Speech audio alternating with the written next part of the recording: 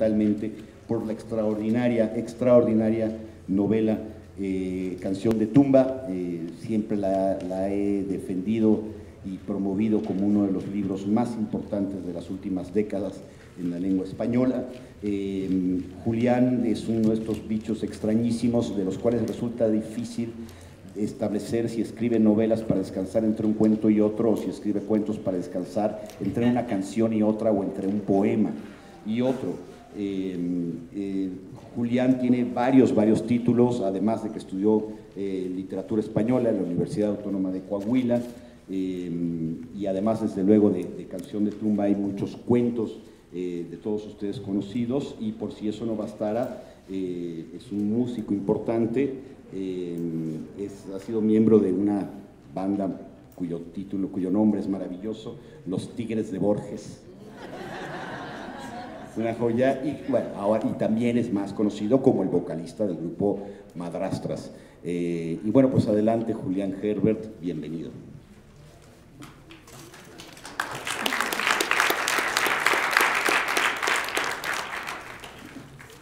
Y muchas gracias a Nacho y a los organizadores de la feria por esta invitación, y muchas gracias a todos ustedes por estar aquí. Yo estoy muy contento de estar en una mesa tan padre, y con colegas a los que admiro mucho, y además con quienes hemos compartido distintas etapas, particularmente con Álvaro, que ahora dijimos, vamos a hacer los ponis, decía, porque nos dieron un premio, el mismo premio en algún momento los dos. Y bueno, Guadalupe, que publicamos un fragmento de un texto autobiográfico en algún momento en una revista, que se volvieron sean dos textos que se volvieron sendas novelas, que creo que son dos libros un poco hermanos. Y yo, bueno, pues me gusta mucho estar con mi hermanita aquí en la mesa, ¿no? Y voy a tratar de ser breve con todo lo previo al cuento, porque el cuento es un poquito largo. Y bueno, a mí también me preguntaron esta cosa de una especie de poética acerca del cuento. Yo, en general, no solo sobre el cuento, sino sobre los géneros, trato de escabullirme de las poéticas, pero bueno, las poéticas siempre te alcanzan, ¿no? Tienen más, diría Carlos Fuentes, tienen más trucos que un croupier de Las Vegas. En fin, este es un pequeño parrafito sobre el cuento y no sobre el cuento, que se llama Carritos, y dice así. Llevo más de 20 años intentando escribir cuentos y no puedo, y tampoco me acongojo. En cualquier caso, rara vez he conseguido confeccionar textos que respondan a las expectativas del lector habitual de cualquiera de los géneros literarios. Quizá por eso aspiro a practicarlos todos. Nunca ha faltado alguien diciendo que mi novela es un poema largo al que le sobra la crónica de viajes, o que tal cuento que hice parece más un rap o un prospecto publicitario que verdadera literatura, o que a este poema le estorban los trocaicos, puesto que en realidad debió ser escrito en forma de ensayo. No me molestan semejantes opiniones. Al contrario, si Ricardo Montalbán me invitara a la isla de la fantasía, mi deseo sería ser capaz de producir una literatura embrionaria, no experimental, sino vagamente medieval, en vías de desarrollo. Yo quería ser provenzal y acabé siendo medieval, pues. Esa es la única metonimia de la historia del discurso con la que puedo describir el mundo que percibo. Esto no significa que ignore o desprecie las herramientas. La narratología es uno de mis vicios predilectos, sobre todo después de Genet y de las recientes indagaciones que ha hecho en este campo la poética cognitiva. Me interesa menos la retórica tradicional que la noción de que narrar es un proceso de pensamiento, un hecho neurobiológico. Por eso me obsesiona la condición pragmática y a la vez fantasmal del concepto de focalización. Asumo que todos los cuentistas seguimos pensando como niños. Ahora, hay dos tipos de niños. Unos juegan diestramente con sus carritos a control remoto, y otros desarman el control y desarman los carritos para ver cómo funcionan. Me temo que mi estirpe es la segunda. Por eso casi nunca me trae regalos Santo Claus. Ahora leeré este cuento que se titula Z. Paso la mañana conversando por teléfono con mi psicoanalista. Mi psicoanalista se llama Tadeo. Tadeo finge ser un juez imparcial, pero lo noto a favor de que me deje morder. No podría ser de otro modo. A él empezaron a comérselo hace 20 semanas. El tema, dice, no es la ética. El tema es la soledad. Lo que a nivel existencial signifique para ti ir quedándote solo. Casi me gana la risa. Habla de existencialismo como si estuviera vivo. Es un buen chico de la UNAM. Cambio de tema para evitar burlarme de su estado. ¿Por qué mejor no subes y platicamos cara a cara? O al menos de boca a oreja. Estamos de boca a oreja. Quiero decir, a través de la puerta. No, querido, responde en tono muy sobrio, con la tranquilidad hipócrita que le inculcaron sus estudios. Me he impuesto la norma de no oler a mis pacientes. Salvo a Delfina, digo para incitarlo. Tadeo solapa un breve silencio. Contesta, Delfina ya no tiene olor y ya no es mi paciente. Vivo desde hace más de un año en una habitación del cuarto piso en el Hotel Majestic, frente al Zócalo de la capital. Una vez por semana, Tadeo viene y me psicoanaliza a domicilio. Al principio subía hasta mi cuarto, nos sentábamos cómodamente, él en un silloncito mal tapizado, yo sobre la cama, y charlábamos con el televisor encendido a volumen bajito para hacer ruido de fondo y paliar así los chasquidos carniceros del huésped de junto. Tadeo fue el hombre más sensato que conocí hasta que Delfina, no la he visto, imagino que es guapa, lo sedujo y tomó de él, a manera de tributo, unos cuantos bocados del antebrazo izquierdo, infectándolo y arruinándome con ello, sin mala intención, eso me queda claro, 6 meses de terapia. Desde entonces sesionamos a través del insípido teléfono de la recepción. Humano, digo. ¿Perdón? ¿Querrás decir que Delfina ya no tiene olor humano? ¿No sería igual si marcaras desde tu consultorio? Humano, sí. Lo de venir hasta acá te lo juro que no lo hago por histeria. Es cuestión de profesionalismo. Además, ¿quién iba a pasarte la llamada? Acá abajo ya no queda ni un alma. Habla de profesionalismo, pero fornicaba con sus clientes y eventualmente se prendó de una de ellas y por amor se dejó transformar en una bestia. O no del todo bestia, un caníbal en tránsito. Se lo he dicho y lo admite. Agrega con tristeza, quizá más bien yo debería ser tu paciente. Es una frase de cortesía. Ambos sabemos que soy un mal tipo, un maestro de ceremonias, egoísta y asustado, incapaz de ayudar a nadie, por más que media humanidad esté mutando hacia la muerte o hacia la depresión. Tadeo dice que el tema no es la ética, sino la soledad. Lo cierto es que últimamente el tema es la comida. Salgo a buscarla de noche. Es cuando uno se topa con menos sonámbulos maduros. Prefieren cazar de día, aunque su horario favorito es el crepúsculo. No hay datos precisos, pero parece que el consumo prolongado de carne humana acaba por destrozarles, entre otras cosas, la retina. La luz intensa los hiere y en medio de la oscuridad son como topos. Cuando quedan definitivamente ciegos se convierten en lo que llamo flores o plantas carnívoras, inválidos, gruñendo y reptando por el piso. Siguen siendo peligrosos, pero sedentarios a rajatabla, lo que vuelve relativamente sencillo el trámite de evitarlos. Al principio tenía miedo de salir. Me alimentaba con los restos caducos de la cocina del hotel. Fiambres semipodridos, queso rancio, chocolate, consomé congelado, frutas secas. Con el paso de los meses, sin embargo, he cobrado confianza no solo para emprender excursiones en busca de víveres a los negocios vecinos, sino para tener algo que se asemeja a una vida social. Mi mayor éxito en este rubro ha sido el de fungir como maestro de ceremonias en los torneos de skateboard del Callejón Eugenia. Las aventuras alimentarias me proporcionan de todo, desde pastes pachuqueños hasta barritas de granola, desde galones de agua purificada hasta gratuitas botellas de licor. El otro día encontré, detrás del mostrador de una antigua imprenta, una bolsita de marihuana y otra de pastillas. Las volví a colocar en su sitio. Tengo prejuicios contra las sustancias ilegales. Mientras nadie me mate, todo es mío. El país se ha vuelto un campo minado de dientes y muelas, pero también una ganga. Gracias al fantasioso esfuerzo de algunos, cuya voluntad negacionista les impulsa a cumplir cada día con su deber, gozo de unos cuantos de los viejos servicios que solían hacer inconscientemente grato vivir entre los humanos. Por ejemplo, leche fresca en Tetrabric por las mañanas. El camión repartidor sigue surtiendo y pasando facturas al Seven que hay en Moneda y Callejón de Verdad, pese a que la tienda fue saqueada 4 veces en el transcurso de la última semana y ni siquiera tienen empleados. Solamente ocasionales despachadores con cara de yonkis y espaldas mordisqueadas que te cobran los productos adquiridos en tanto desvalijan, estremeciéndose como exboxeadores noqueados por el Parkinson, lo muy poco que sobra del establecimiento. Hace algunas noches conseguí un botín espléndido, falafel y hummus enmohecidos, casi 1 kilo de pistaches sazonados con ajo y chile de árbol, media ristra de paletas Coronado, una botella de Appleton State, un iPod que incluía, entre joyas medianamente oscuras, el cuarteto de mi vida de Smetana. Esperé hasta la puesta de sol del viernes para celebrar mi hallazgo. Decidí merendar al aire libre. Me calé los audífonos y subí, armado de mi botín, al mirador del Majestic. Cuando se lo cuento, Tadeo refuerza la línea de análisis con la que viene tratándome desde hace poco más de un mes. ¿Has pensado por qué hiciste eso? Para celebrar, ya te lo dije. ¿Y no crees que haya otra cosa? ¿Alguna beta oculta en tu necesidad de ponerte en peligro? No hay peor hora para ti que la puesta de sol. Intento cambiar nuevamente de tema, pero él insiste.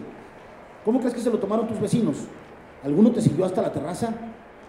Un par de ellos subieron a olfatearme, claro. Sucede siempre. Pero lo hicieron con gentileza. Se sentaron varias mesas más allá. Salvo Lía, una judía perfectamente humana que vive en el segundo piso y no hace otra cosa que salir a pepenar DVDs piratas por el rumbo de Bellas Artes, todos mis vecinos del Majestic son bicarnales. Aunque todavía no se deciden a atacarme, me siguen a cualquier parte con una mirada desesperadamente cristalina, idéntica a la que antaño le permitía a uno reconocer por la calle a los empedernidos fumadores de piedra. Tadeo machaca, ¿les dijiste algo? Empieza a fastidiarme. No les presté atención, espiaba a los soldados. ¿Cuáles soldados? Los que vienen cada tarde a recoger la bandera. Todos los días es lo mismo. Por la mañana, poco antes de que salga el sol, una cuadrilla militar desfila sobre la plancha del Zócalo, desplegando una inmensa bandera verde, blanca y roja. La extienden por completo y luego, atada a una maciza soga, la izan sobre un mástil de metal y concreto que medirá tal vez unos 50 metros de altura. Tras esto, marcando el paso con la misma gallardía con la que arribaron, se van. La bandera, por su parte, permanece todo el día ondeando, majestuosa, sobre miles de cadáveres caminantes y cientos de bocas de plantas carnívoras apiñadas en enjambre alrededor de la Catedral Metropolitana. Por la tarde, poco antes del ocaso, los militares vuelven en busca de la gigantesca enseña. Danzan su ballet marcial en cámara inversa, descolgando y plegando el lino de la patria con solemnidad exasperante. Parte de su ordenanza es acudir perfectamente armados. No es para menos.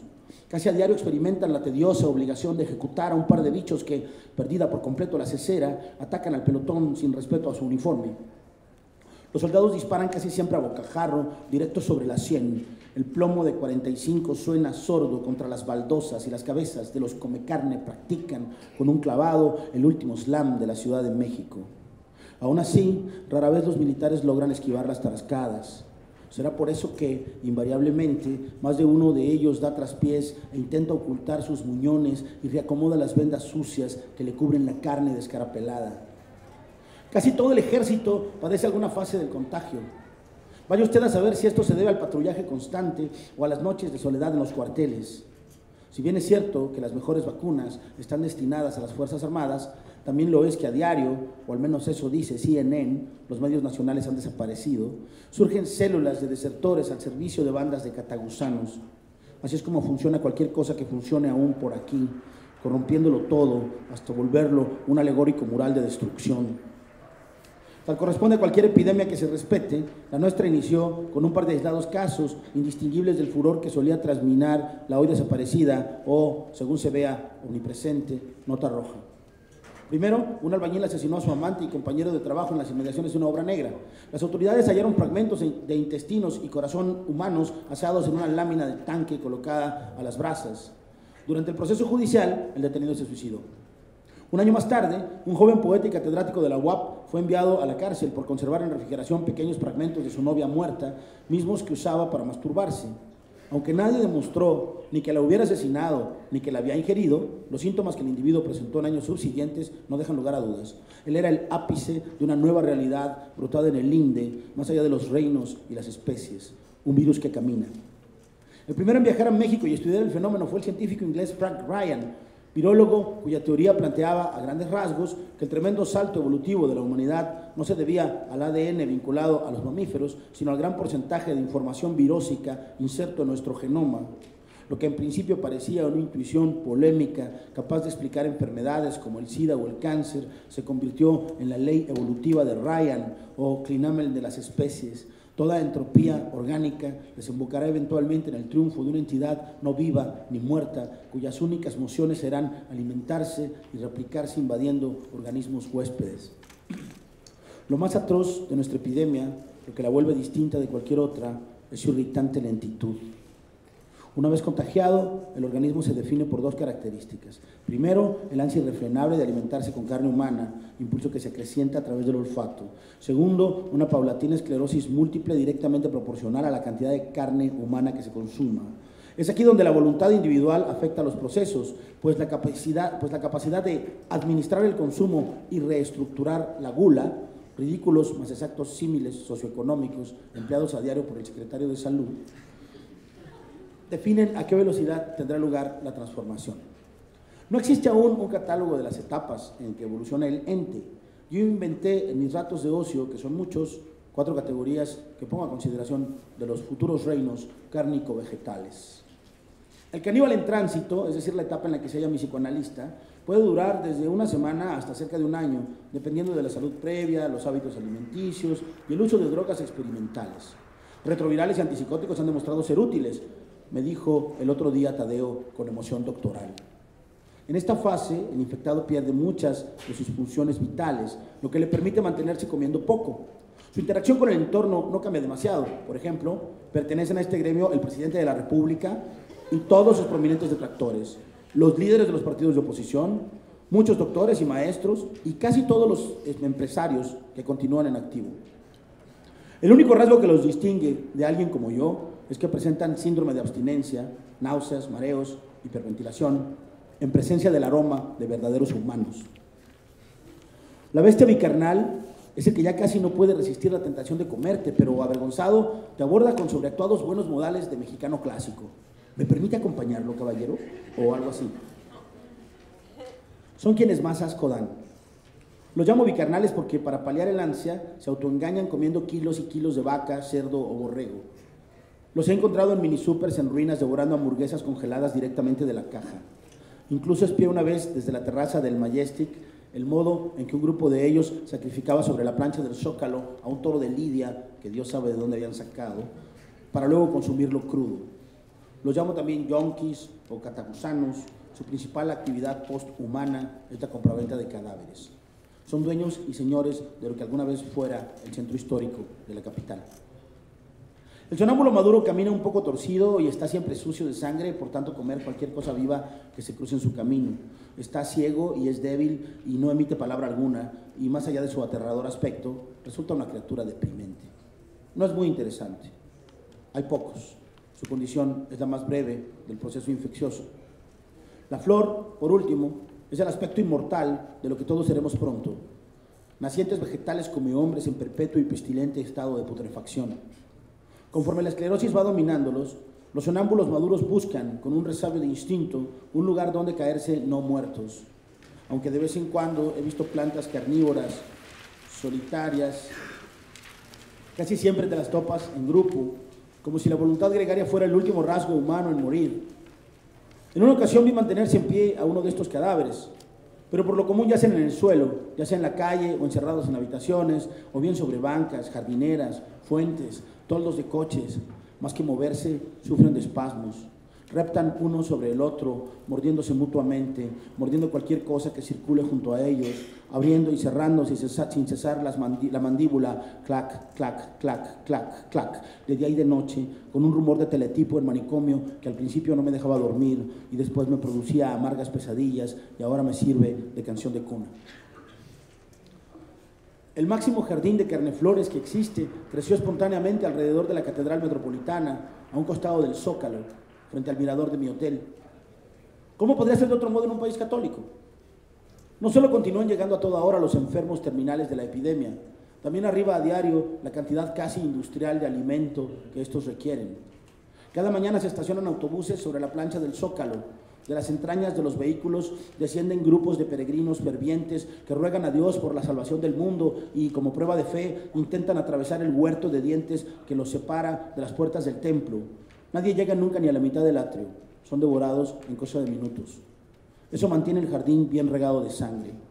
Sería el más peculiar atractivo turístico si México no fuera el cementerio que es. Al final de la sesión, Tadeo pregunta, ¿vas a venir a instalarlo? Estoy en la Condesa, muy cerca de Ámsterdam, a cuadra y media de Insurgentes por Iztaccíhuatl. Te deja el metro Chilpancingo. Es en el 6º piso, no hay pierde. Lo pienso un poco. No tienes ni que verme, insiste él. Lo hacemos todo por el interfón. No es por ti, es que nunca voy tan lejos. Ándale, hombre, no pasa nada. Yo salgo a diario y no pasa nada.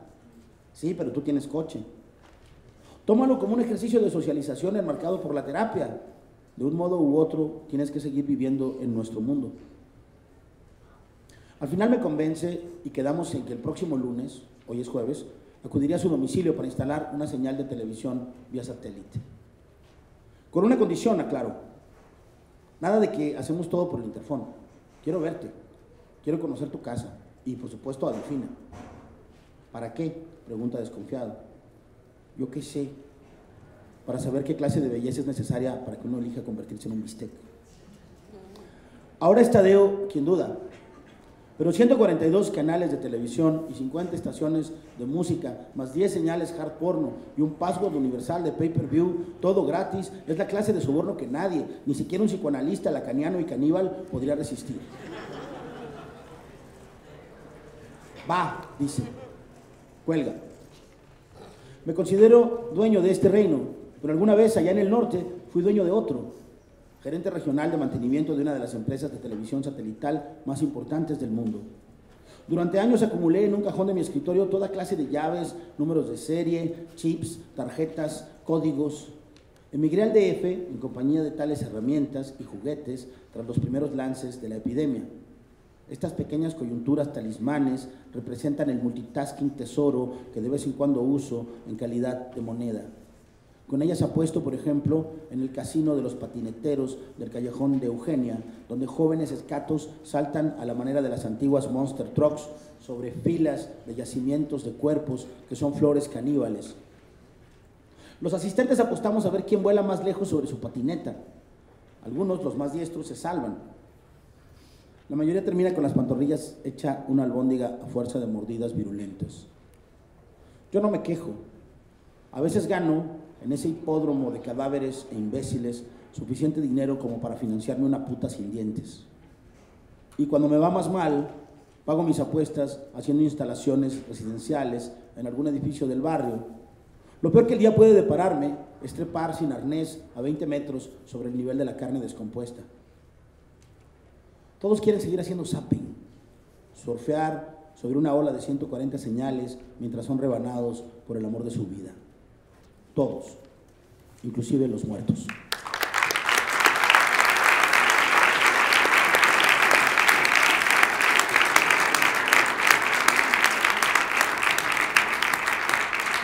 Muchas gracias, Julián Herbert. Adoro este cuento, está incluido en el 5º volumen precisamente de Solo Cuento. Me había tocado a mí antologarlo, y quienes hayan leído a Julián y ahora que han escuchado este cuento se dan cuenta que una de sus características es inclasificable, es elusivo, bueno, tan elusivo que ha evitado, como Paul, hacer un credo cuentístico, ¿no? Perdonen ambos la emboscada. Los cuentistas como los sonetistas